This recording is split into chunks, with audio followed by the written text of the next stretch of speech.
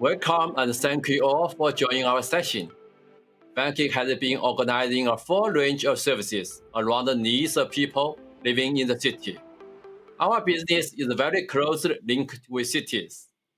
The COVID-19 hit China and the whole world and affected the work and the life of our citizens. We have felt its impacts directly and deeply. The COVID has caused our concerns about the resilience of cities. I understand resilience as a city's ability to stand against emergencies and go back to normal. Here I have 2 points to make. First, cities need to be decentralized and networked. Every unit in the network should be multifunctional, mixed, and independent. So in any unit, essential services can be accessed within the reach of human power. Building a network of self-sufficient units offers the greatest resilience against emergencies.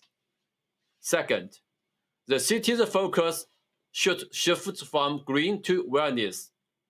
In the past, we put a focus on the functional indicators of buildings, such as the LEED or Chinese Green Star schemes. But now we also see great value in people's health and experience. We are making efforts to apply the schemes well in China's local communities. Today, we have the honor of inviting Michelle Williams, Dean of Harvard School of Public Health, and Margaret Chen, Dean of the Vanke School of Public Health at Tsinghua University. Both of them have such a wealth of knowledge on the prevention and control of large-scale epidemics. We also invited Professor Carolati from MIT. He has led global research in the digitization of urban spaces. Professor Lu Ming from Fudan University is one of China's top economists.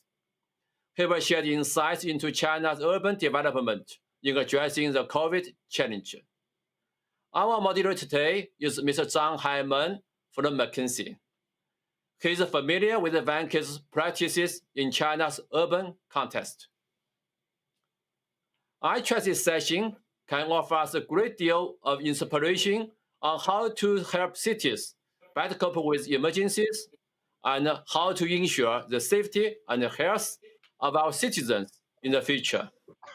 Thank you again for your participation.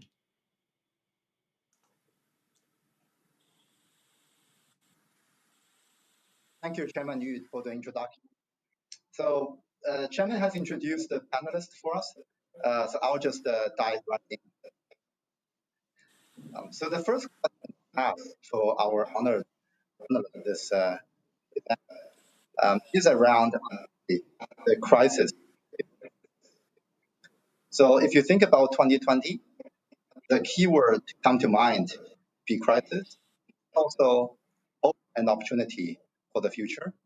So my first question for our panelists is, if you think about what happened this year, what is the one thing about cities around the world that you think has fundamentally changed and very unlikely to go back? One discontinuity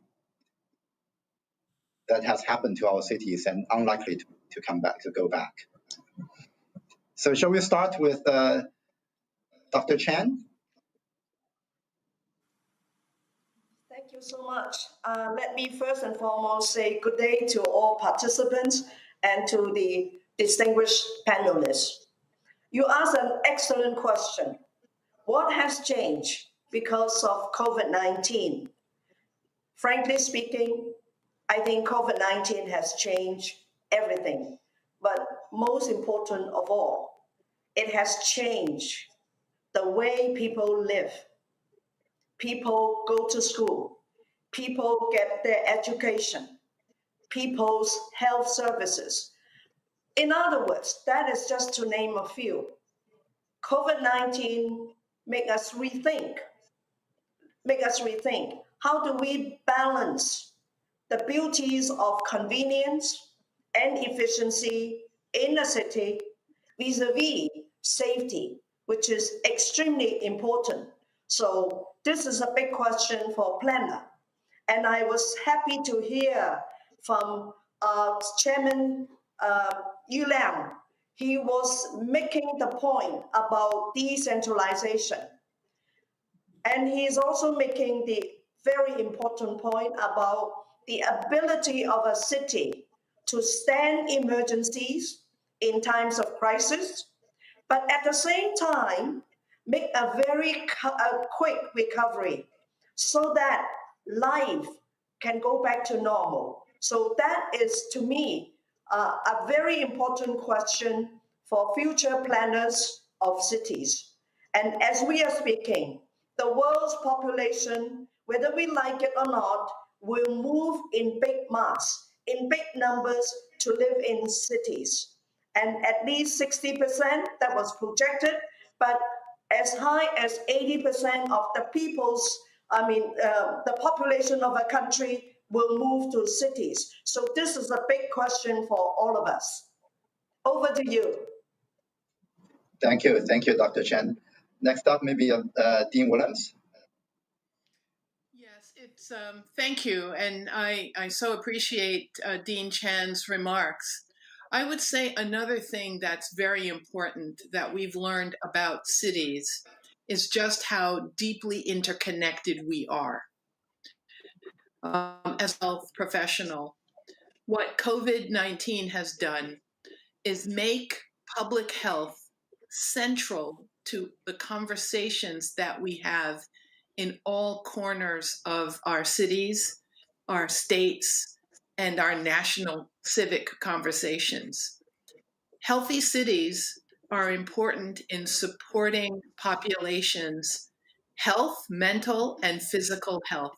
And what we have learned from this pandemic, and quite frankly, from pandemics before that have helped to form our cities, is that we have to think about our cities through the lens of public health. If one thinks back to the very early periods of the United States, for example, cities and urban planning were transformed during crises like outbreaks of smallpox or cholera. New York City in the 1850s decided that they needed to place a large national park reserve in the middle of the city to allow for environmental health and human health concerns. So I think in a lot of ways we are revisiting the past in thinking about the holistic approach to human-centered design when we think about our cities that support mental and physical health of populations. And the conversation is global as it needs to be in this context of health. Thank you, Dean Williams. Professor Ratti? Sure. Well, I agree with what was just said. There's many dimensions of our lives that change. I think one dimension for sure is actually the way we communicate. Normally for the same meeting we'll be in person in the same room, and here we are just connecting over a video conference. So that's the first thing, and that changes a lot of the dynamics between where we live and where we work. I think as a consequence of this, many other dimensions of our lives are changing. And think about education. I think, today's universities are kind of dinosaurs. They're still following the model that was started in Bologna in the year 1000 and then in Cambridge and Oxford a couple of centuries later. So again, how we can find new ways to transmit knowledge and also new ways to think about health. So all of those dimensions of life are changing because of this. And I would say this is a great opportunity. The pandemic is accelerating many transformations that were already on the way before, and that, that we need now force us to anticipate how tomorrow could be. Thank you. Professor Liu? Okay. From my viewpoint, I think the change to our life is, the social interaction between different people will change a lot. We do not depend on face-to-face exchange any that importantly as before. But my view is this of the communication, the social interaction will bring mainly two consequences. One thing is the remote areas, such as the rural areas, will have more channels to get access to the information, knowledge, spillover effects from the large cities and economic centers. And in the cities, I think when such things like a meeting, like education, will move at least partly to the online space, I think the downtown area will be more important for those social interactions, which cannot be offline. Will be more important for those meetings and social interaction, which cannot be carried on online, so that people will change more efficiently in the city centers. Yeah. Thank you. But let me provoke a few questions, right? Because in this crisis, there have been a lot of debates. One of the debates, just follow the thought from Professor Lu and Professor Ratti, is whether cities are still relevant in a sense, right? So if you think about why we have cities, is it's more efficient, right, than the rural areas. It's denser, there are more diverse people come together, right, and communicate, exchange ideas, etc.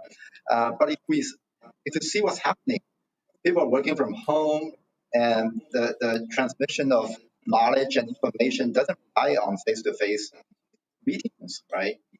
So if you look further ahead, does that mean that the dense city center is actually becoming increasingly irrelevant, and we can go back to like a more decentralized urban format, right? And people going back to smaller communities and instead of a dense center.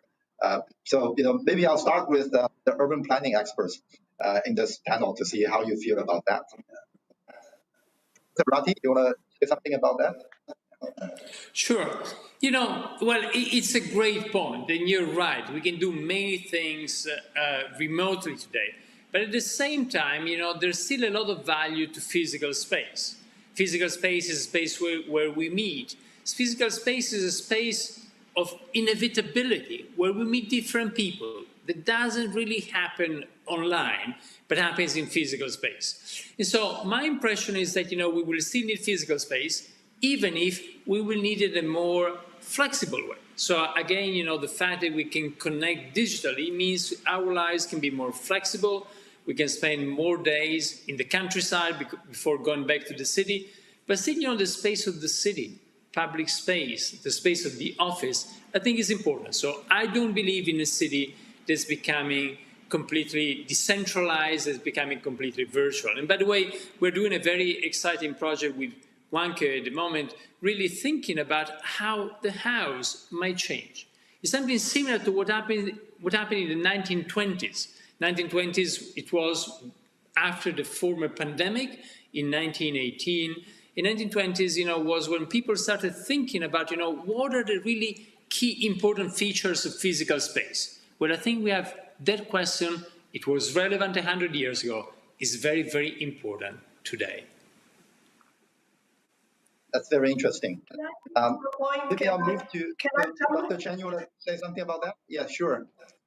Yes, I'd like to jump in here to echo the points made by Professor Ratti. He's talking about flexibility, and I'm talking about people. And you asked a very excellent question. Are cities still relevant? To my view, cities are still relevant, but you need to be very flexible in a way to decentralize, because nowadays, digitalization, the ability of technology enable people to be connected, which is so important. at the end of the day, whatever we plan, whatever we do in terms of city, remember the people. It is the people who either live in the city or having the ability and the flexibility of transport to be away from home when the necessity arises, or when someone wants to be connected with their friends, with their folks. There are ways to deal with that. So it is important that we learn from the past. And Professor Radcliffe mentioned about the 1918 pandemic. And of course, at this point in time, we are dealing with the biggest crisis. I mean, we have not seen in hundreds of years, that is COVID-19. Now, yes, no doubt it is a crisis, but what are the opportunities?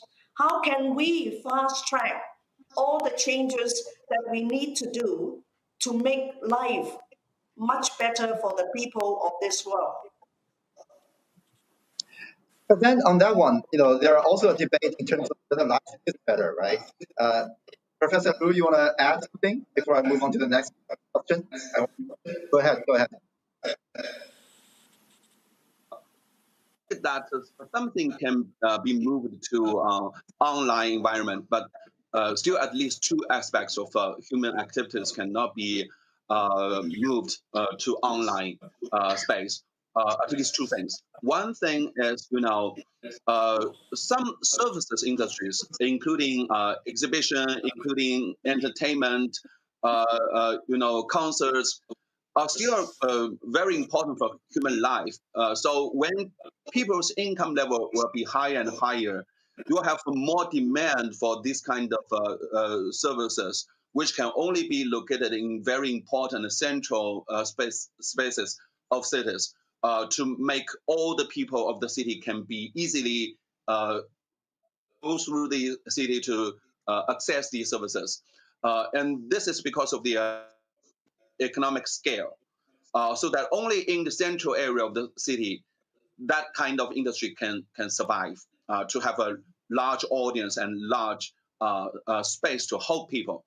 The second thing is, those industries which rely on intensive interaction to exchange idea and thoughts efficiently and frequently. And randomness is very important. For example, in the workplace, you need to stay with your colleagues and clients to exchange your idea very efficiently. Many things are not planned beforehand, but very randomly happening between you and your colleagues and clients. So that kind of information cannot be substituted by online exchange. So given that IT technology can substitute some of the offline activities, so the physical space can be more efficiently used by those who want to use the space for their daily life, those services and information exchange, which cannot be substituted by the online activities. That's my idea. So, I mean, cities and density still matter. Can I add a very quick thing? And then I totally agree to what you just said. And somehow I connected today. It's 3 a.m. here, so it's in the middle of the night, and I would really like to have a coffee. I cannot have a coffee via Zoom or via video conference. So somehow we are physical beings. We live in physical space. And physical space is still very, very important. And I think it is interesting that Vanke is supporting this session because the making of physical space is still going to be very important in the future. But digital can help us live a more flexible life. Yes, I agree. I would just agree that it's really about being flexible and thinking about the human in the physical space and using the tools and the assets that we have to optimize human performance and function. Thank you. No, I think the takeaway is clear, right? The dense city center is still relevant, but it has changed. right? It has to be re-engineered towards human needs and be more flexible. And the next one I actually want to get your thoughts is a debate on liberty versus healthy and resilient. Right? So if you think about the simple change of wearing a mask, right? And maybe Dean Williams, you know this the best, right? In the U.S. culture, wearing a mask was previously socially, almost unacceptable, right? But now it becomes necessary, right? So then the debate is, how do we strike the right balance between, people have the liberty to make their own choice on lifestyle and behaviors, and how people should conform, right, and adopt some of the behaviors that's restrictive, but for a more healthy and resilient city life. So how do you feel about that? Yeah, thank you. What I'd like to do is slightly reframe the question, because I think while liberty and autonomy is fundamentally important in this conversation, I think what is more important in the conversation is how leaders communicate what the risks are to a population in a clear, coherent, and consistent way. And I think if risk is first communicated in a clear way that is not politicized, that is honest and truthful, that we should be able to have encouraged people to wear a mask as one mode of a public health intervention for a crisis. The unfortunate thing is we are going through a period in our country where the norm of leadership speaking the truth and speaking consistently and allowing science to lead in the messaging has created complications where mask wearing and social distancing and very basic public health interventions have become fraught and politicized. So I think that's the first important framing of the question. The other thing is important, where one has to weigh and balance the social contract that they have for the health of themselves, their family, and their community. And I think that issue around liberty and autonomy has to be embedded within a fundamental sense of health literacy that, along the way we have failed to develop and maintain across populations and across subsegments of population. The fundamental thing here is we can't politicize domestically or globally public health interventions, because public health is a common good. It is a human right for all. And it's unfortunate that we have some leaders who fail to carry that message forward. Thank you. It's very good reframing. Very good reframing. Then with that, I'm not going to ask all the panelists to opine on this liberty issue. The things, Dean Williams, you talked about the leadership obligation, and one of the leadership obligation for healthy and resilient city is around infrastructure, right? So if you think about public health crisis and also the climate change crisis, that's also confronting us, right? What are some of the leaders' obligation to lead cities to be more prepared for this kind of crisis or shocks?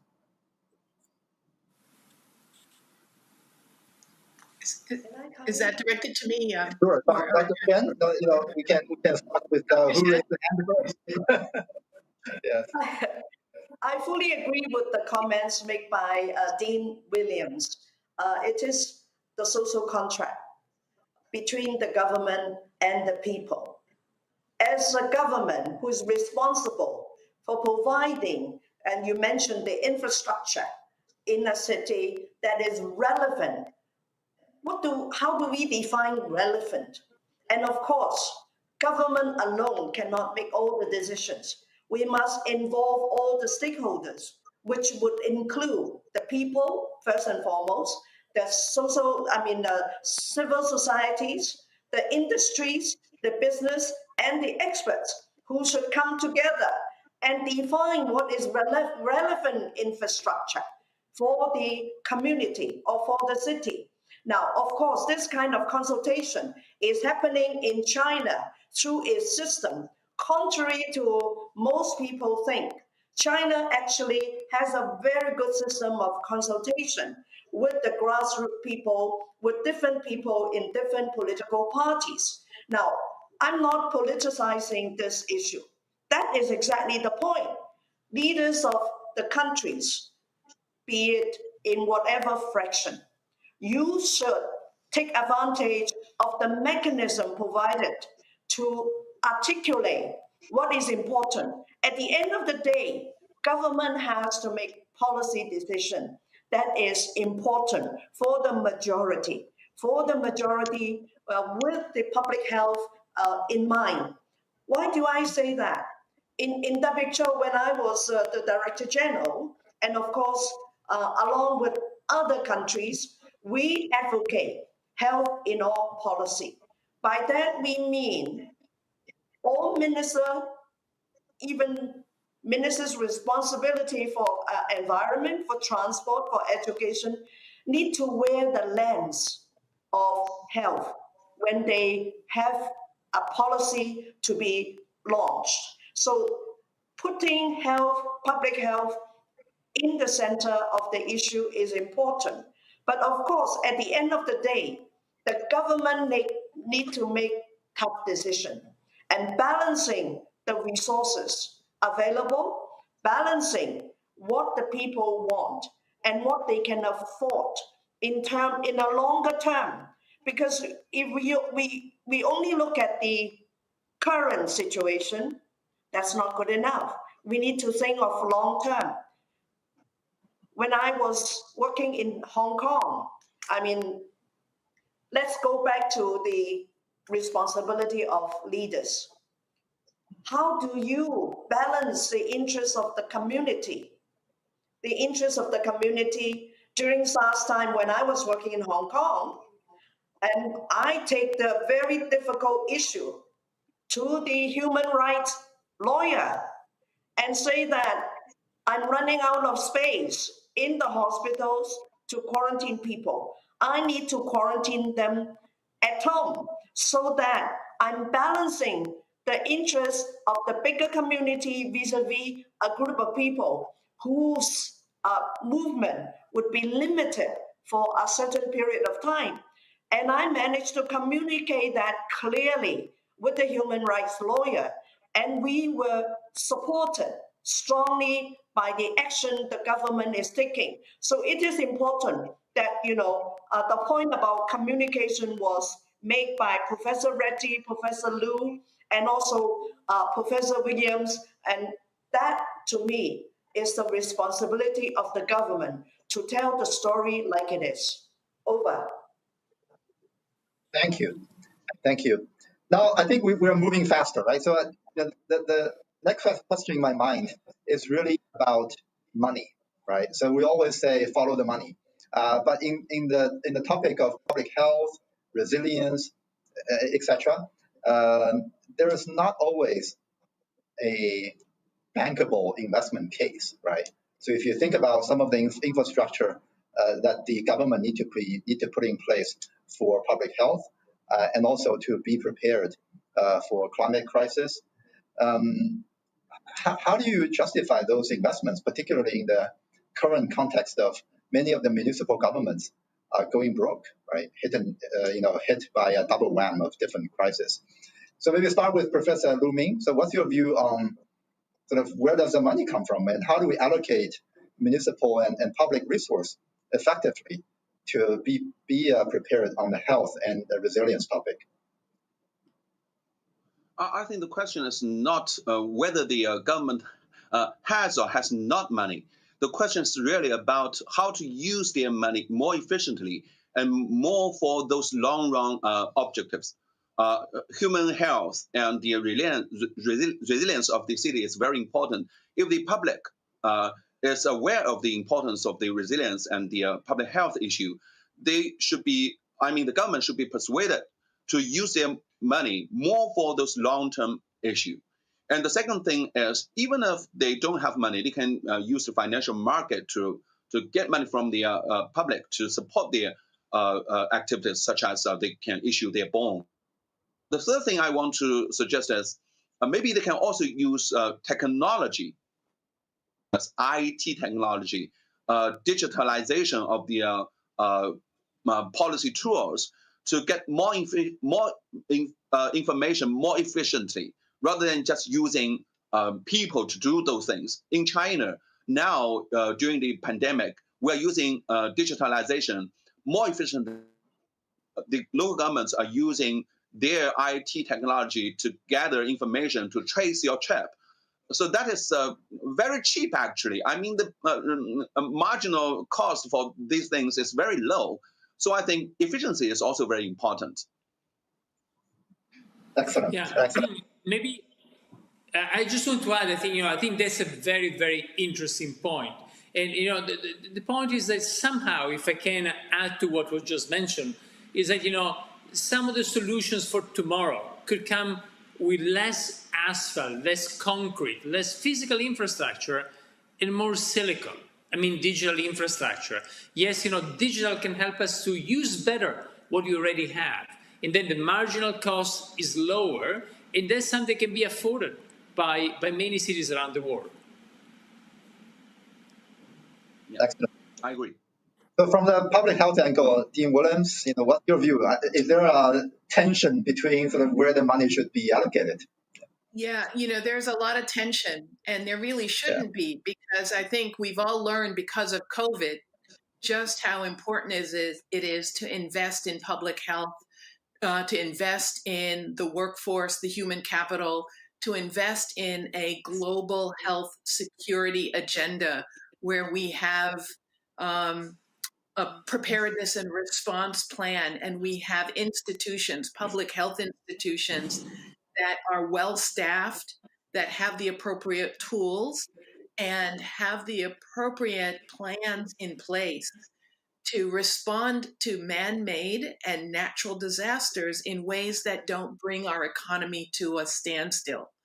I think the wise public health approach would be to invest in preparedness and response, to invest in an infrastructure that supports our human capital during times where we have surge capacity for times of crisis.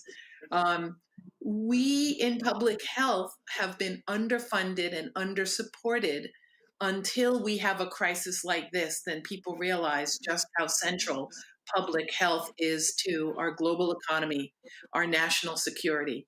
And so I make the argument that we have to invest more, but on the public health side, we have to be much more articulate, much more assertive in pointing out where the returns on the investments are and where the co-benefits are. And I don't think as a public health academic community, we have done enough of that. We have to partner with all stakeholders to make the case that public health undergirds our economic security and our national security.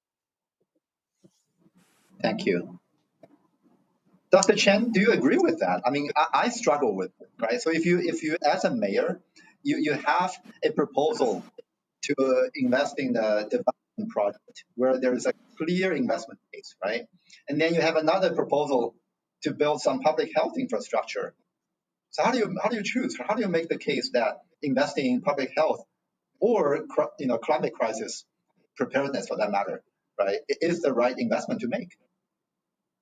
Well, you asked an excellent question. Let me say so. I fully agree with what Dean Williams said. Whether or not the decision maker is prepared to make a tough choice, the long term vis-a-vis the short term. Now, there is no such thing as zero damage whether you are talking about what kind of crisis, be it a natural disaster or it is a man-made disaster that is even more devastating. The public health dimension is important. At the end of the day, if you do not invest in people and in preparedness and response to crisis so that you can come back quickly. Now, I am using China again as an example. The fact of the matter is, China is able to manage COVID-19 very quickly and put it under control and pave the way for economic recovery. That is important. I even, at another platform, mentioned that control of the outbreak of COVID 19 is a precondition for economic recovery. When people don't feel safe, don't feel secure, they will not go out and spend and they will not socialize. And those are the things that we need to keep people healthy and to make the economy healthy. And of course, as a mayor of a city, do you have a long term view? That is important. And the view should be driven by public health and by the health of the people in the community. And of course, oftentimes, the public health experts, and I, for one, included, we lost the argument to other more short term, near term return on investment.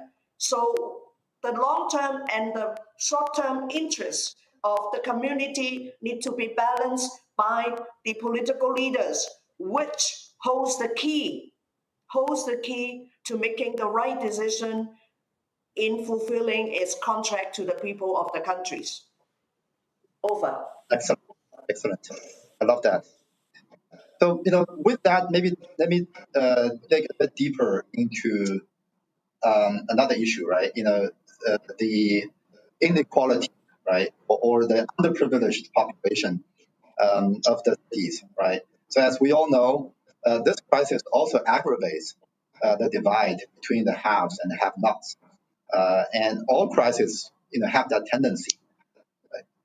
From a city administrator or leader perspective, how do we deal with that, right? How do we make sure that the investments we make, the measures we take, can sort of address that divide, right, and provide better protection for the underprivileged? Maybe from the urban planning angle, Professor Ratti, what's your view on that? Sure, with pleasure. So, it's a great point. I think here again, data can help us a lot because data can help us better understand the divide. And once we understand the divide better, then we can fix it, with different tools, including the urban planning tools. We're doing a project at the moment with the mayor of Stockholm. And what we're doing, we're actually using big data related to mobility in the city, connections in the city, and so on, in order to understand some of the divide. Communities, how communities come together, segregation and integration in the city. And once we know that, that is the first step. Big data is the first step in order to better understand our cities so that then we can fix some of those issues. And again, it goes back to the theme that was mentioned before a few times of digital. Digital allows us to better understand our cities so that we can better plan them and better transform them. Professor Lu, I understand this is your research domain, right? So you want to say something about it? Yes, of course. Thanks. I think this crisis, this pandemic, is very different from before. You see, the last round of economic crisis in the 2008 and 2009 was from the financial sector, which hurt the poor people. But this round of crisis, because of the pandemic, really hurts a lot of poor people with very low income, and they were mainly employees or self-employers of service sector. So I think the future policy should be more efficiently designed to help those poor people, especially those workers in the services, to help them to raise their income, to help them to organize better for people's services, more with more flexibility. For example, in China, we can see that many workers are better organized and better utilized using the IT technology and technologies to work more efficiently, not only in this, but also in using online channels to connect the and supply. And another thing we need to do is to use government fiscal policy to respond to the crisis to help those low-income people more quickly. Thank you. Those I are, know we're a bit those running out of sorry. Dean Williams, are go ahead. By all two means. quick points because they're very important and they highlight what was basically said. Two populations that have been disproportionately harmed by this pandemic are women. Women are exiting the workforce, the labor force, in a higher proportion, in alarming proportions that we have to really think about in terms of a gender equity issue. And there is much that city planners, policy people can do in this space. The other thing is, in making the financial argument about doing nothing about racial inequality is important. And Citi just published a report not long ago that described that, the United States has lost $16 trillion from its GDP because of 20 years of racial inequality. If we were to close that gap and address that inequality, we could put back in 5 years, we could put back a third of that money in our GDP. So there are opportunity costs here, both on the racial as well as the gender equity spectrum, that is not good for cities, not good for civic society, not good for the economic sustainability of our communities and countries. Terrific. Dr. Chen? Yes, I'd Yes. like to make one very Good. important point. What COVID-19 has taught the world. Basically, it is the loudest ever wake-up call. It shows that when there is global cooperation, as mentioned by one previous speaker, even with the financial crisis in 2008, when countries of the world come together and solve a global issue, they can be successful.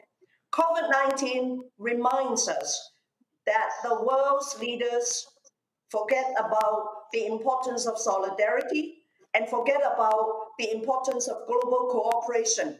They chose disunity, global disunity. And that's why we have to learn. Now is not too late for the world countries to come together. Let's first and foremost tackle this COVID-19 crisis and then move on to social and also economic recovery. I cannot think of a better way to wrap up this discussion. How this wake-up call. So hopefully everyone on the session and also decision makers out there can heed that message. So with that, thank you all the panelists. I'll transition to Hai Bei, who leads the Vanke's Future City Lab, to give us an introduction on some of the cutting edge practices that the company has been practicing. Hai Bei? Okay, I'm here. Hello, everyone.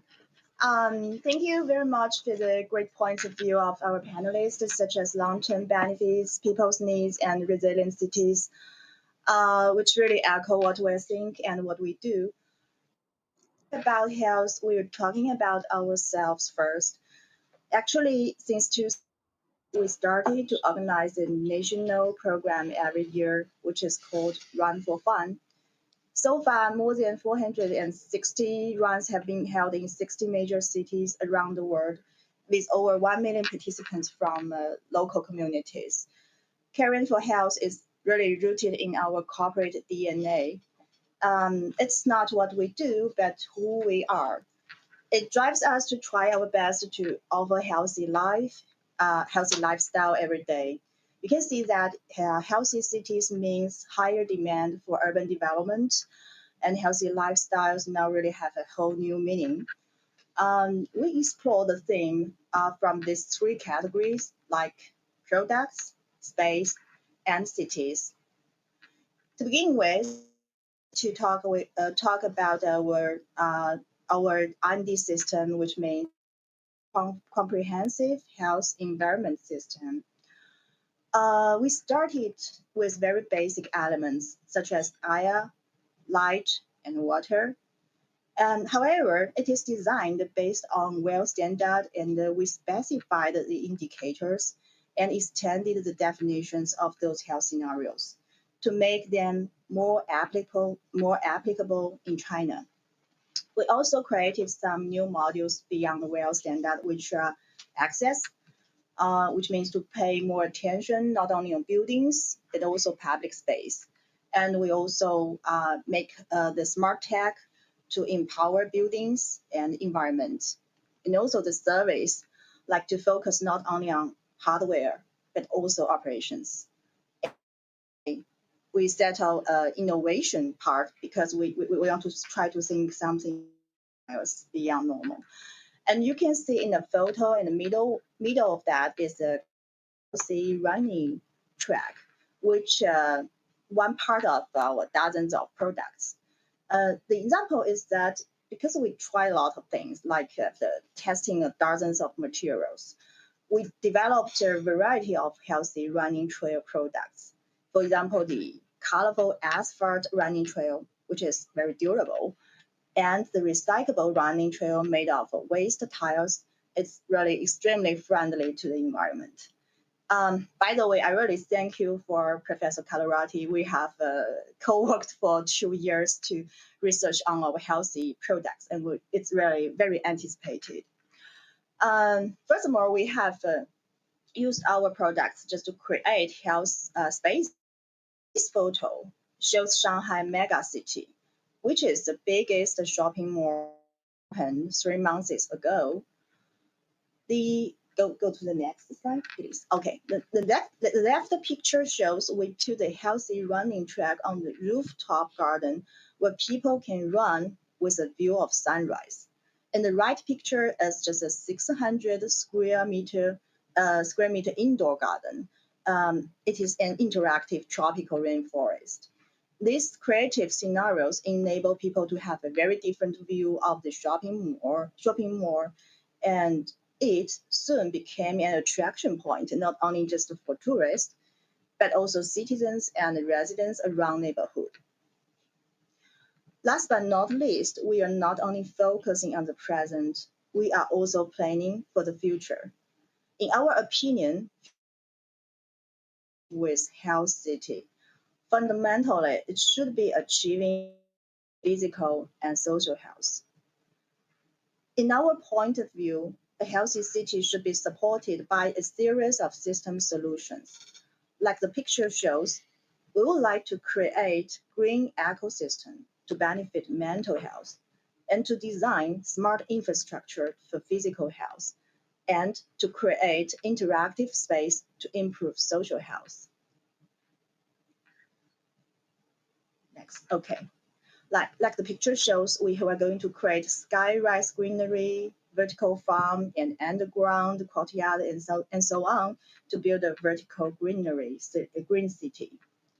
And this picture shows new technologies such as 5G, AI, and big data, which help to create more resilient city.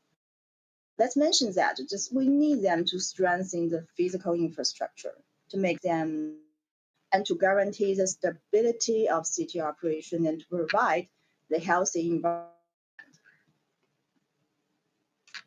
Finally, no matter how advanced the technologies are and how convenient the transits will be, we still need to communicate face to face, and we still need to hang out with our friends, and we still need more comfortable spaces to make communication and great ideas happen.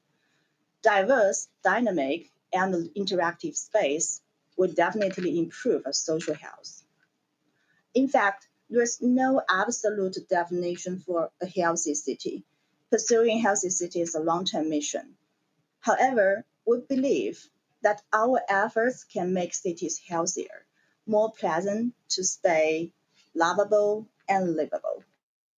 Okay, I really appreciate your attention for joining us today. Thank you. Go back. Finish.